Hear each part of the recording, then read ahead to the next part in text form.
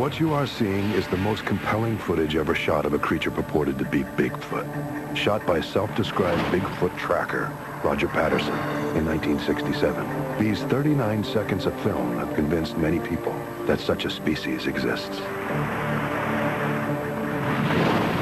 Repeated showings over 3 decades have ingrained these images into the public consciousness. Even commercials have been made about it as companies try to cash in on this apparently real image of a monster roaming throughout the Pacific Northwest. But is it real, or one of the greatest hoaxes ever found? There's no doubt in my mind that the Patterson film is a hoax. It is a human being in a fursuit. Cal Korff, an investigative journalist, has been researching the Patterson film for over 25 years. Look at this frame here. You can actually see a line going down here, which looks like either a zipper or again, a suspicious fur line. You can see on the body various patches of fur that are consistent with the suit. And there's no primate on the earth that has a fur line going down its spine. It doesn't fit. Though debates about the film's authenticity have raged for years, its origins date to October 20th, 1967, when Patterson allegedly crossed paths with a mysterious being. As I walked across the sandbar, I was able to get some fairly good footage of it. It turned a couple of times and looked at us, and as it turned, it seemed to give me the impression that it didn't want anything to do with us. It didn't run. It didn't act scared, but yet it acted leery of us. While a clever hoax was immediately suspected, it is only recently that startling secrets about Patterson's film have been revealed. This Bigfoot film has been shown all over the world. It rather galls me because of the simple fact that it is one of the worst frauds ever perpetrated against the American public. Rancher and businessman Clyde Renke makes this accusation. After living with these secrets for almost 30 years, he has inside knowledge of the Bigfoot film hoax. In the early 70s, Renke worked for American National Enterprises, or A&E, a film distribution company in Salt Lake City. He claims that Roger Patterson also worked for the company. He was on the payroll as a permanent employee, salaried, as a photographer. Renke also says Patterson was told to deliberately fake the Bigfoot filming. They kept it real secret that they were doing this. According to Renke, A&E executives recognized the marketing potential of the Bigfoot film. It was part of an ambitious promotional strategy to generate interest in A&E's other wildlife features. They would put the Bigfoot film together with another film such as Cougar Country, and the Bigfoot film itself would increase the attendance just tremendously. Renke explains that the Bigfoot in the Patterson film is nothing more than a large man in a monkey suit. He even identifies the man in the suit as Jerry Romney, a close friend of A&E's former chairman. He's almost 7 foot tall. He's a big man. He must weigh at least 250 pounds. To check out Renke's allegations, we visited with Jerry Romney at his home in Salt Lake City. He completely denied being the man in the Bigfoot suit. I didn't have anything to do with it, and I don't know anything about it, and I don't believe in it. Well, the only way that I know definitely it was Jerry Romney in the suit is because Jerry Romney told me so. He admitted it several different times to me and just said he had a lot of fun by doing it, except it was awful damn hot in there. Interestingly, Romney starred in a subsequent A&E film in 1972. He now wonders if this fact, coupled with his large physique, might have made Renke point to him. I guess maybe just because I'm pretty big and close to A&E, and I'd made this other movie with them, you know, and I knew all the executives very well. He just decided that was a good story, but that's not true. We filmed Romney walking up the street and compared his gait to the creature in the Patterson film. The stride and the long arms are clearly quite similar. Though this is by no means conclusive proof of Romney's involvement, one thing is certain. By repackaging the footage in various ways, A&E continued to cash in on their sensational Bigfoot film throughout the 70s. It made them millions. Additional support for Renke's story was uncovered in a letter from Harry Kemble, a filmmaker in British Columbia. He claims that in 1967, Patterson boasted about shooting the hoax The letter details the gorilla costume, the fake footprints, and the shaky camera. Unfortunately, we can't question Patterson himself. He passed away in 1972. But based on these revelations, along with Calcorp's extensive analysis, there appears to be only one conclusion. This foot, as we see it here, could not have made the prints that we're told were recovered at the site. It is not possible they don't match. The case for the Patterson film, if it were tried in a court of law by science, would be tossed out in 5 minutes for lack of evidence. It is a hoax. And it seems to have inspired a cottage industry of alleged Bigfoot evidence caught on tape. February 4th, 1992. This video was received in the mail by a Bigfoot researcher in Michigan with no letter of explanation. It was passed on to Bigfoot expert Larry Lund, who began an investigation. Now, we don't know exactly where this film was shot because there was no return address, no name or anything. The fact that the man didn't even want to tell us his name makes us think right away that this is more than likely a hoax. Now, here he looks to us like a man. This looks like a man's gait and a man's walk. The creature in the video walks back and forth among the trees, acting elusive. He seems to hide as the cameraman tries to get a clear shot. But incredibly, this supposed Bigfoot stays in the area instead of fleeing to safer ground. Why would a creature hang around like that if not for a better camera view? We think a wild creature would take off through the woods and would disappear. Enlargement of the creature suggests a man wearing a standard ape suit. And together with the bizarre pacing, most experts have deemed this case a hoax, plain and simple. Early winter 1996. This mysterious video began to appear on television around the world. It purports to show a Yeti from the Himalayas, but it all looks too suspicious, starting with the creature itself. Look how the Yeti appears to be playing in the snow. Here, the creature gets up, looking rather clumsy, then starts up the hill. The Yeti appears to know when he's on camera. He's hamming it up, like an actor in a suit. It wasn't just the creature's man-like performance that created suspicions.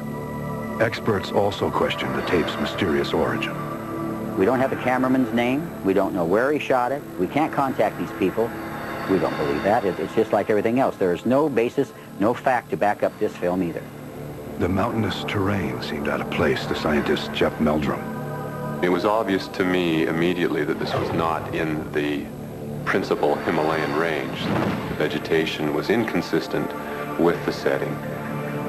In this report, Robert L. Fleming, a scientist who has traveled extensively in the Himalayas, also questions the legitimacy of the video. He says the vegetation and the snow conditions are both foreign to that region. And, in his expert opinion, the Yeti in the film appears amazingly human. It all looks too good to be true. And it is. It's not Nepal, not the Himalayas, and not a Yeti. It's a hoax. The hoaxes are going to be here a lot longer than we are. They've gone on all over the world. Every major continent in the world has a Bigfoot with a different name. Whether it's the famous Bigfoot film by Patterson, the creature captured on an anonymous video, or an actor performing like a Yeti, these don't appear to be legendary beasts, but rather man-made creations. And now we've unmasked their secrets, so we don't fall prey to the next Bigfoot hoax.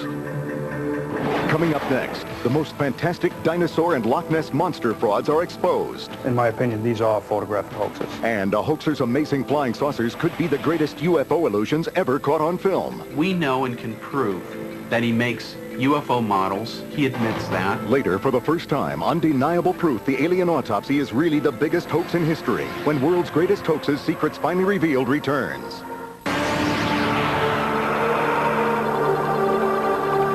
While videotaped and filmed hoaxes supposedly showing Bigfoot or Yeti-type creatures are on the rise, similar hoaxes involving alleged sea serpents and other legendary beasts have also been perpetrated.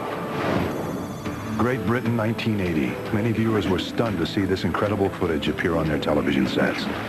A news-like documentary had people afraid to leave their homes because of an actual dinosaur discovered in the middle of London. Respected BBC reporter Nicholas Woolley had taken his camera crew in search of a brilliant former Nazi scientist suspected of conducting extraordinary DNA experiments, similar to what Hollywood would later show in Jurassic Park. These pictures, taken in very difficult conditions at 200 yards distance, disclose a reality more terrifying than anything our wildest suspicions had suggested. Not just the recombination of genes to make new species, but the recreation of species that died out millions of years ago. Showing considerable courage, our cameraman, Nigel Curtin, decided to go a little closer. I need. At this point, Curtin retreated. Yeah, okay. Keep running. Okay, I'm gonna come back. I'll just bring the camera. Right, okay, I'm there. Right, come in. Got it. I'm there, got it. It was an April Fool's hoax, and while it didn't fool everyone, it did gain notoriety for reporter Woolley. The whole idea was that we were going to play this straight. It wasn't a very big dinosaur because it only had one man inside it. If you shoot low, if you shoot at the end of the lens, and you don't take too long about it, you can make it fairly convincing. The BBC telephone lines were actually jammed. Some people rang up and said, it's outrageous. I believed it. I was quite frightened. There's a long tradition of hoaxing in Great Britain, especially involving alleged sea serpents. That tradition probably began with this 1936 newsreel, supposedly showing Scotland's most famous resident, the Loch Ness Monster. In its time, this black and white image moving swiftly across the loch was controversial, though there were more Nessie believers than naysayers. The footage was shot by a startup newsreel company hoping to create a monthly series for use in movie theaters. They needed publicity and might have been inspired by the public reaction to this incredible picture, shot 2 years earlier in 1934. Attributed to a respected surgeon, it was considered proof for 60 years that a monster inhabited the murky waters of Loch Ness. But in 1994, that photo was ultimately revealed as a hoax in a stunning deathbed confession by one of those responsible. June 9th, 1977. These photographs of the gray sea serpent made headlines shortly after they were taken by a self-described shaman and showman, Doc Shields. Up until now, they have been considered perhaps the best photographic evidence of a living dinosaur.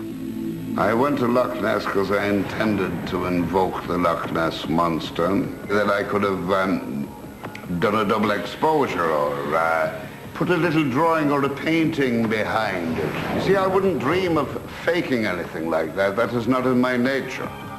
Despite Shields' adamant claims of authenticity, top photographic experts find the pictures too good to be true.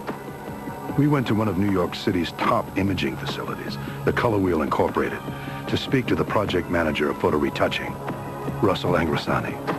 Angrasani now uses state-of-the-art computers for digital retouching. But he's also an expert in the older conventional method of using chemicals, bleach, dye, and brushes. And he believes this is the method Shields used in 1977 to render the amazing Nessie scene here. In my opinion, these are photographic hoaxes. This animal is supposed to be upwards and over 30 tons, and yet it doesn't even make a ripple in the water. I don't lie. I never did in my life, and my photographs are authentic. Angrasani also found telltale signs of sloppy retouching, where the water background can be detected showing through the painted creature. One of the signs of this photo being a hoax is you can see the areas of water from the original shot that come in and out of the neck and head. The very scientist gave his opinion that the reflection and the neck of the monster was painted. Will he be a liar? Angrasani went on to point out other areas where chemicals might have been used to retouch the photos, and then demonstrated what could be done with today's sophisticated computers. He turned a cloudy day sunny. He added ripples and a shadow, and then he gave Nessie a family. Is there a possibility that they were not authentic? Yes, of course. That possibility always exists. But photographic evidence supporting the existence of a dinosaur-like creature living in Loch Ness does exist. Dr. Robert Rines, renowned MIT physicist and owner of patents on the most sophisticated sonar devices, saw it with his own eyes and with his submersible camera in 1972. He was stunned by what he observed. I saw the back of an animal. It was like the back of an elephant, and it was at least 25 feet. These underwater photos, including the now famous image of an entire Nessie and the close-up of the flipper, are the result of Ryan's diligent research. They were made with the aid of a strobe light, causing the light spots you see here. I knew that there was something in Loch Ness. But even this scientific evidence has come into question. Dr. Rhines has been accused by doubters of using photo-enhancing equipment to make his pictures more real and believable. While Rhines agrees that his photos have sometimes been enhanced, he says that it was done for clarity, not as a hoax. Amazingly, there is some evidence that sea serpents may inhabit other bodies of water even in North America. Take a look at this photo shot at Lake Champlain in 1977. The creature, now known as Champ, remains elusive. The photo has been declared genuine by some experts, and to date, no scientist has discredited it. But what you are now seeing could be the most provocative videotape ever shot of a similar creature. It was recorded in California this year. The large, scaly, snake-like animal was captured by two amateur photographers, one on shore and the other on a boat, both using high-8 cameras. Clearly, it is either proof of a Nessie-type creature in American waters or a clever hoax. Normally, you would have to decide for yourself. But this time, we have the answer. It's our hoax, designed to show you how easy it is to create your own sea serpent video, simply with the help of some intrepid divers, a plastic creature, and a miniature submarine. Creating the Loch Ness Monster here today, doing what we did was pretty simple. We started with a wood skeleton, lay canvas or another type of cloth over it, paint it, your standard dive weights here. Attached to the nose is a cable. We've got an underwater scooter that'll propel us under the water. We were navigating using a handheld compass, just going straight out, doing the movements, doing a circular motion and coming straight on back in, doing the same movements. This was an easy hoax to pull off, and it should tell everyone at home, buyer beware. Next, the most incredible UFOs ever filmed are revealed as fakes by the creator's ex-wife. When I saw the UFO pictures that looked like a wedding cake, I realized it was a lid from a trash can. And history's biggest hoax is unmasked by an alien autopsy actor. I'm just absolutely astounded. I mean, I've been revealed, you know. When world's greatest hoaxes, secrets finally revealed.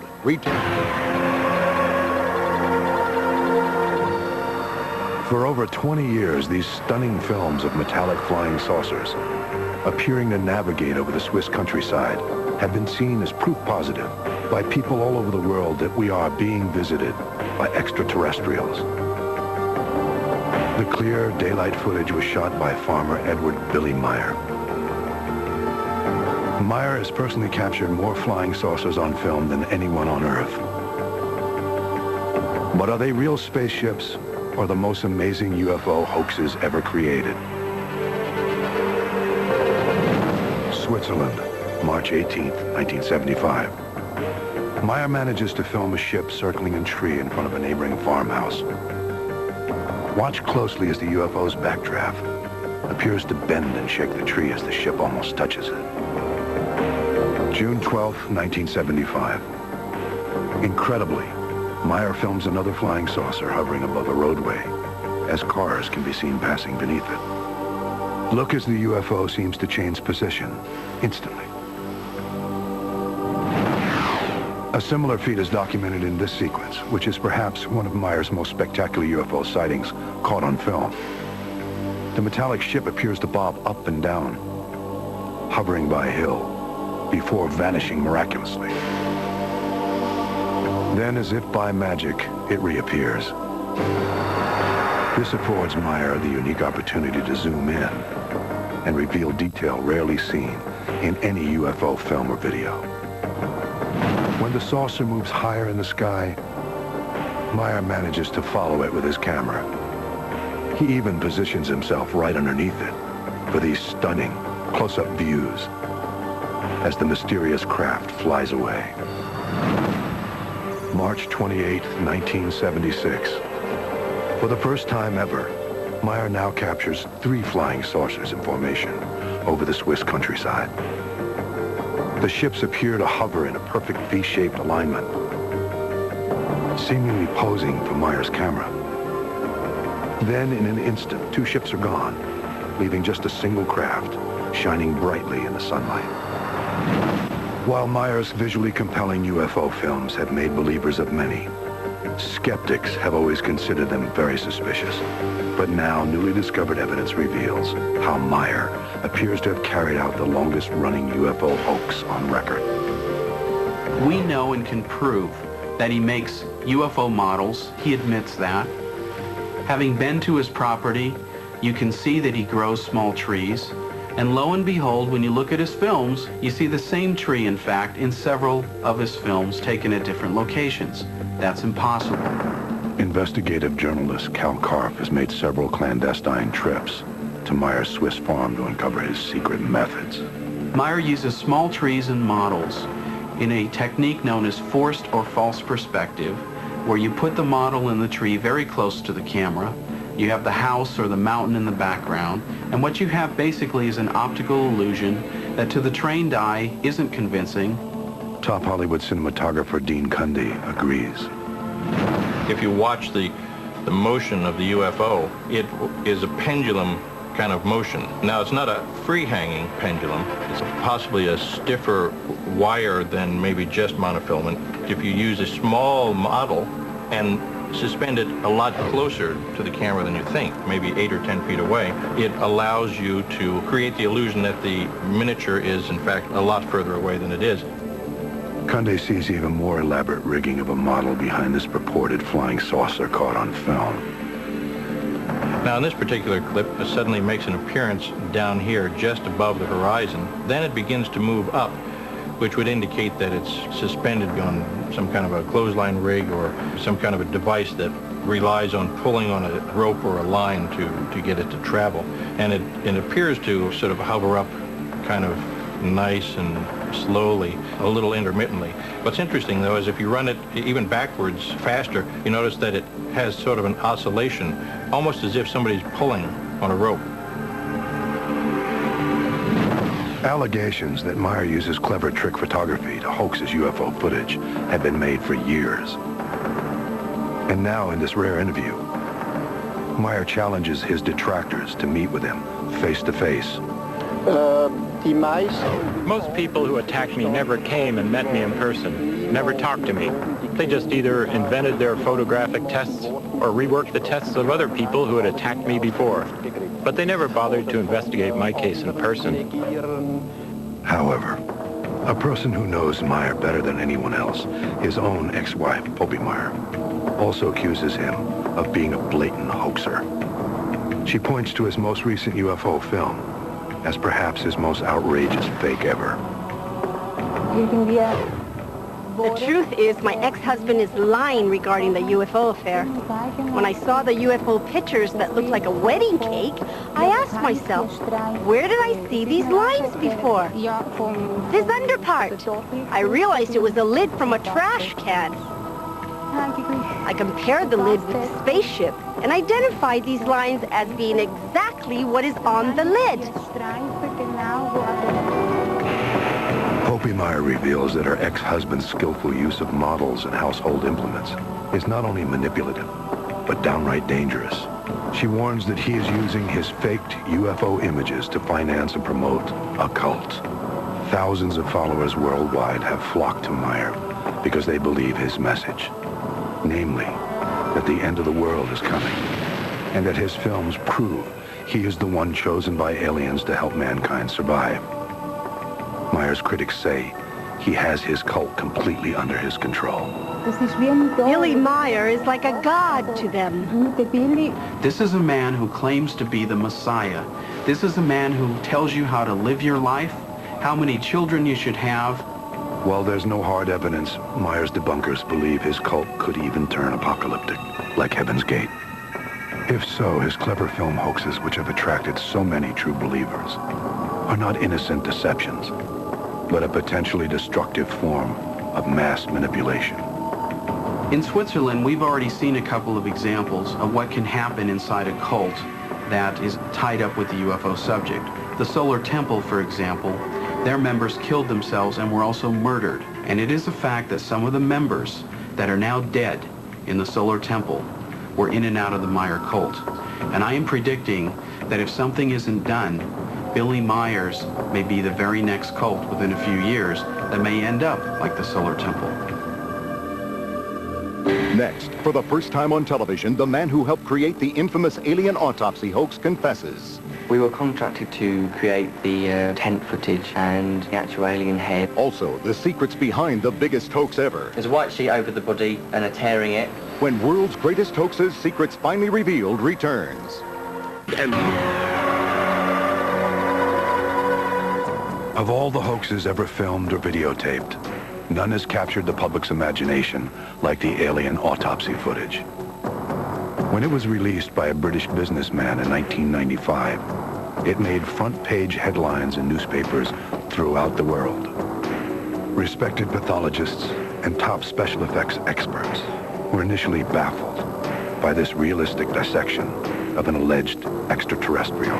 Viewers in dozens of countries have seen these shocking images of a 17-minute autopsy itself, as well as approximately 2 minutes of what was purportedly the wreckage from the alien spacecraft, which many claim crashed in Roswell, New Mexico in 1947. But the darkly lit footage you are seeing here has never been shown on national television. Although the alien autopsies film's promoters in England claimed it showed doctors at the Roswell crash scene examining the alien prior to the full autopsy, its poor quality made it difficult to broadcast. Until now. And in it lies the key to what can now be conclusively said is a hoax of monumental proportions.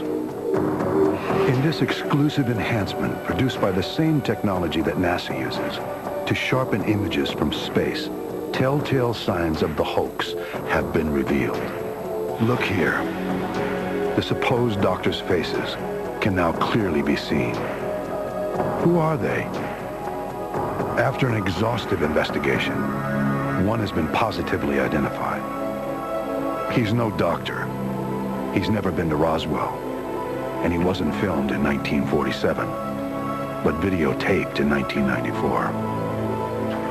It's very clear. It's amazing what NASA technologies can do. I mean, I'm just absolutely astounded. I mean, I've been revealed, you know. What can I say? It's there, you can see for yourselves. I have been revealed. Elliot Willis is a former technician at a British production company called AK Music. He says in this world-exclusive interview that Ray Santilli, the Englishman who promoted all the footage, hired the AK group to hoax the crash scene examination footage months before he released the full alien autopsy video in 1995. Santilli's instructions? Shoot what he could claim was an alien autopsy performed in a makeshift tent erected right after the UFO crash in 1947. We were contracted by Ray Santilli to create the so-called tent footage, which comprised of creating the actual alien head, which I did myself in a day. I purchased a polystyrene wig head. I then thinned down the face with a file and the nose to make it more gaunt looking, and applied a thin layer of latex to simulate skin texture. Willis says that while he was initially stumped as to how to fabricate the eyes for the creature being autopsied in the tent footage, his mother came up with a simple, yet effective solution. My mum stepped in and said, "Hey, why don't you get an orange segment?" I said, "That's like an orange segment? What are you talking about?" She's like, "Oh, just listen to me. If you cut it into 4 and then you bend it, you then get that ellipse shape." So I did that, cut it to size, then tacked it in with small dressmaking pins, then covered it in black gloss paint. After Willis had constructed the alien head, he says Santilli pushed the production company to shoot the hoax autopsy as soon as possible. I believe Ray Santilli required the footage from us so urgently because he had prior promised people in the media, and he had to provide it. Santilli had spread the word that he had obtained a top-secret military film showing a dead alien being autopsied at Roswell. Willis says that since it didn't exist, Santilli had to create it. One of the directors, Andy, knew someone who had a farm, who had a really dark, kind of dingy kind of backroom that we could use. We asked Willis to explain how the footage was hoaxed. Here you got a strange lump. That's actually Andy. That's the son of one of the bosses for AK Music. He's got his head like that, so we could place the actual polystyrene head, because it was not a mask. It was placed where his head should have been, and then the sheets were brought up to cover it. Willis identified the actor on the left side of the screen as a local butcher named Ian. There's a white sheet over the body, and they're tearing it with a plastic bag. We're putting out sheep intestines and guts and bits, stuff like that. We're cutting it up with scalpels and stuff. According to Willis, the figure moving in the front left corner of the frame is supposed to be a nervous American president who flew to the scene. In reality, the actor is the man who owned the barn where the footage was staged. To help make it look authentic, Willis was put in charge of aging the footage, and then he added one final touch: film scratches. I've got the animation department to create me a loop of scratches. You can see those coming in. You see those? So we ran it over the top. Yet despite all of Willis's efforts to create a believable alien autopsy tent scene, Santilli was apparently unsatisfied. In 1994, we actually finished the tent footage, and it was ready and delivered to Ray Santilli. And then he actually phoned in and said, you know, this is wrong, that's wrong, we need to change this, we need to make it darker, we need to make it lighter.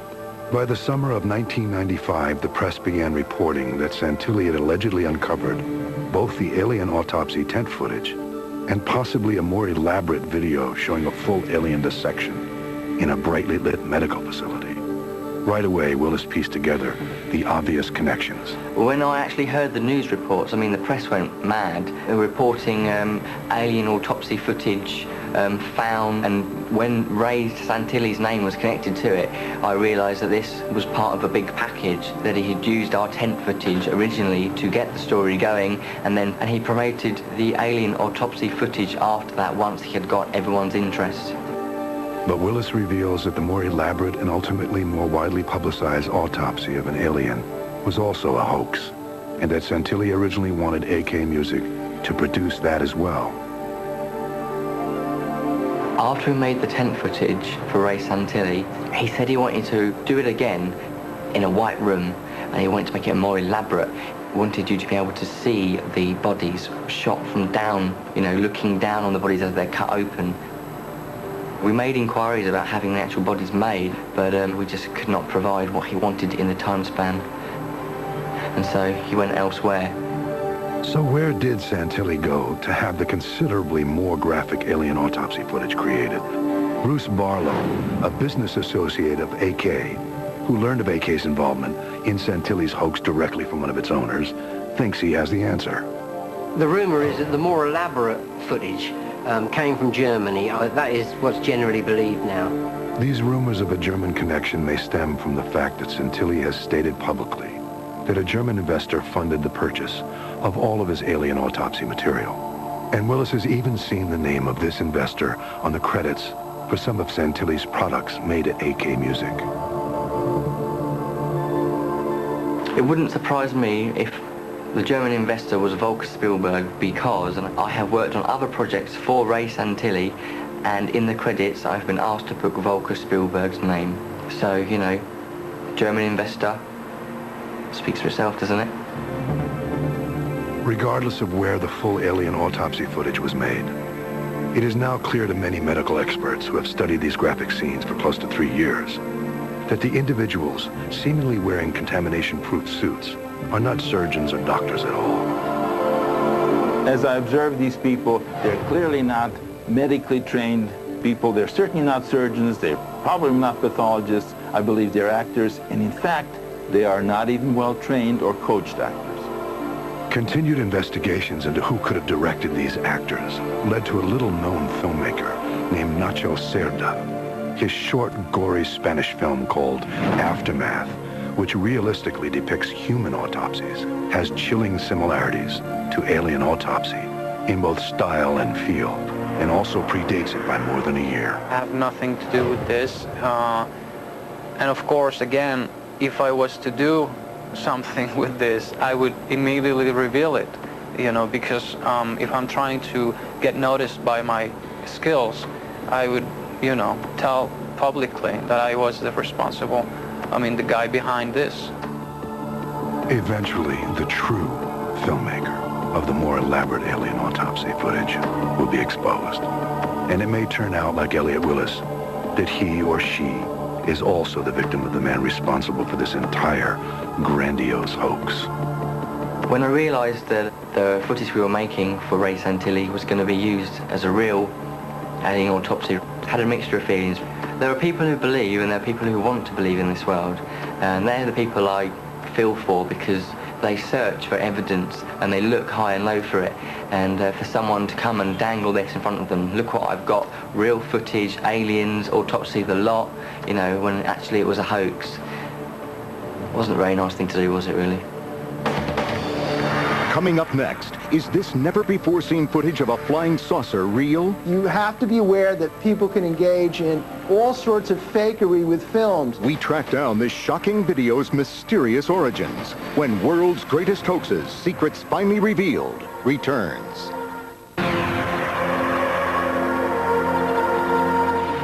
Tonight, we've revealed the secrets behind some of the world's greatest hoaxes on film and videotape that seem too good to be true. The legendary and elusive Bigfoot may still be strolling through the world's forests and snow-capped mountains. But as seen here tonight, we believe each of these so-called documented sightings was not a controversial beast caught on tape, but nothing more than someone dressed in an elaborate, man-made suit. Before this evening, many believed that this mythic creature inhabited the waters of Loch Ness, Scotland. And it very well may. But we now know that these photos, long cited as evidence, were probably created by an artist's brush. And this footage that inspired so many to view our place in the universe in a different light represents nothing more than a Swiss farmer's manipulative ability with artful models, fabricated scenery, and camera tricks. And finally, the incredible Alien Autopsy production. A collection of 3 extraordinary events allegedly caught on film and presented to the world as proof that aliens exist. First, the tent footage, created to capture the interest of the world press, and the debris footage from the site where the UFO was said to have crashed in Roswell, New Mexico in 1947. Then the actual alien autopsy of a purported alien being elaborately produced in an attempt to turn the skeptical public into true believers. This famous case will now be remembered not as a historic documenting of alien visitation, but as with all these frauds, a cunning hoax perpetrated upon the world. You have to be aware that things can be faked, people can construct models, people can engage in optical illusions, people can engage in all sorts of fakery with films. Seeing isn't always believing. So what does this tell us about our gullibility? You've seen how some of these hoaxes have been created using simple techniques. But in today's sophisticated era of computer-designed imagery, hoaxing has become even easier. Look at this startling footage of a UFO seemingly captured on tape in Europe. It appears to fly unnoticed through a busy town in the middle of the day. Then, just as quickly as it appeared, it disappears in the distance. Could this UFO be real? What about this footage of 2 speeding UFOs being chased by a pair of military jets?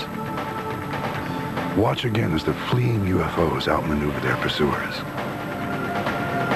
Could they be authentic? Or how about this video of 3 UFOs flying extremely close to an apartment window of a city high-rise?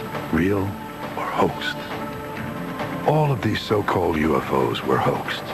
This footage was actually created by DPI, a computer graphics company in Holland, to show you how easy it is to use state-of-the-art computer animation to fake a video of a UFO.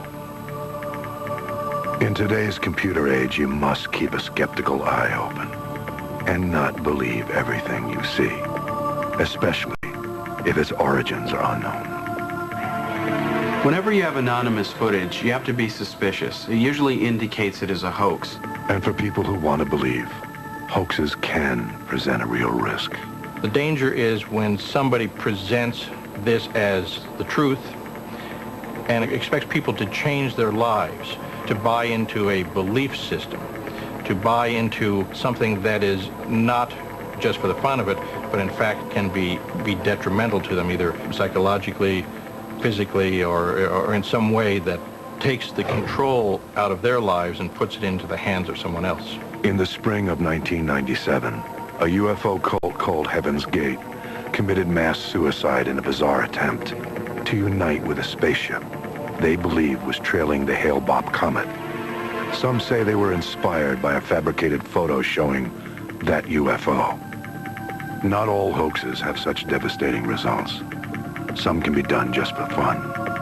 But all hoaxes teach us a lesson. Don't necessarily believe your eyes.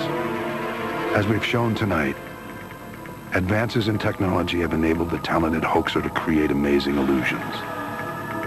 So remember, what you see isn't always what it appears to be. World's Greatest Hoaxes, Secrets Finally Revealed, will return.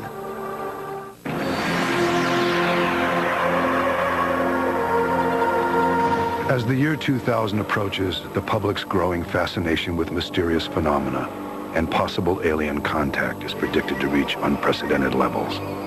This compels us to be on guard against the video and film hoaxers.